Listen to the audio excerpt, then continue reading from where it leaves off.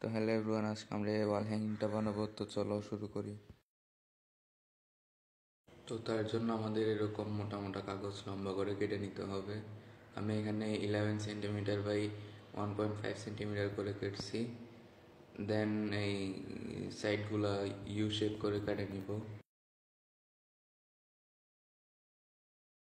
তো এখানে আমি অ্যাক্রিলিক কালারটা ইউজ করে সবগুলোই কালার করে নিব। তোমরা দেখতে থাকো। তো যেহেতু এটা আমার ফার্স্ট ভিডিও, আমার ভয়েস একটু আটকাতেও পারে, তোমরা সেটা ম্যানেজ করে নিও। তো এইভাবে আমি সবগুলোই কালার করে নিচ্ছি কালো কালার। এখন আমরা দুইটা কাটি নিয়ে এজ বানিয়ে নিচ্ছি মাঝখানে একটা দিয়ে।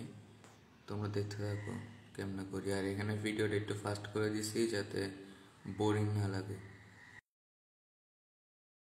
এজ বানানোর পর আমরা এখন এম বানাবো। এখানে একটু কাটাকাটি করতে পারে, তোমরা তোমাদের মতোই করে নিও। আমি এখানে গাম ইউজ করছি, তোমরা চাইলে স্কচ টেপও ইউজ করতে পারো। তো কথা বলতে বলতে আমাদের এমও রেডি।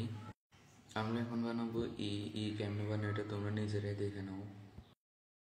আমি আবারও বলতেছি, আমার এটা ফার্স্ট ভিডিও, তাই একটু তোতলাইতে পারি, তোমরা সেটা ম্যানেজ করে নিও।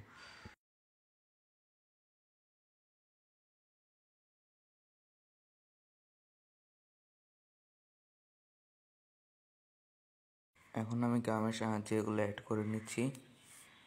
তোমরা চাইলে স্কচ টেপ দিয়েও লাগাতে পারো। আমার মনে হয়েছে গাম দিলে ভালো হবে, তাই আমি গাম ইউজ করছি। তোমরা তোমাদের পছন্দ মতো যে কোনো একটা ইউজ করতে পারো, সম্পূর্ণটাই তোমাদের ইচ্ছার উপর। আমি এখানে ভিডিওটা ফাস্ট করে দিচ্ছি যাতে তোমাদের বোরিং না লাগে।